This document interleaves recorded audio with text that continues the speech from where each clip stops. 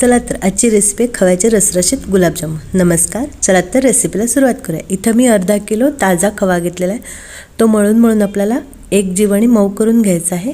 मऊ केल्यानंतर इथं मी 4 चमचे मैदा घालून आपल्याला मळून 10 मिनिटं बाजूला ठेवून द्यायचा आहे। आपला खवा जर घट्ट असेल तर त्यामध्ये मैदा कमी बसतो, एखादा चमचा मैदा कमी बसतो। मऊ असेल तर एखादा चमचा मैदा जास्त बसतो। आता मळून मी बाजूला 10 मिनिटं ठेवून देते आणि साखरेचा पाक तयार करायला घेऊयात। त्यामध्ये मी अर्धा किलो खव्यासाठी मी 1.5 किलो साखरेचा पाक करायला घेतलेला आहे आणि त्यामध्ये 2.5 पेला पाणी ठेवून मी 1 तारीचा पाक करून घ्यायचा आहे। त्यामध्ये मी वेलची घातलेली आहे। तुमच्याकडे केशर असेल तर तुम्ही ती केशर सुद्धा वापरू शकता। बघा, आपल्या हातांवरती तार धरते असं आपल्याला एक तारेचा पाक करायचा आहे। तर पाक तयार झाल्यानंतर मी बाजूला ठेवून आपण गुलाबजामुन तळून घ्यायचा आहे। तर मध्येच माझ्या मुलीची गडबड, मी करते।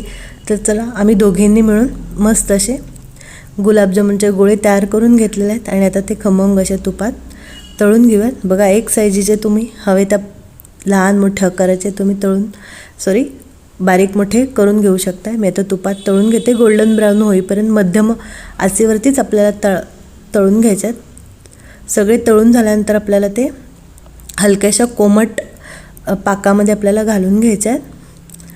बघा, तयार आहेत आपले हे रसरशीत असे गुलाबजामुन। तुम्हाला ही रेसिपी कशी वाटली कमेंट करून सांगा।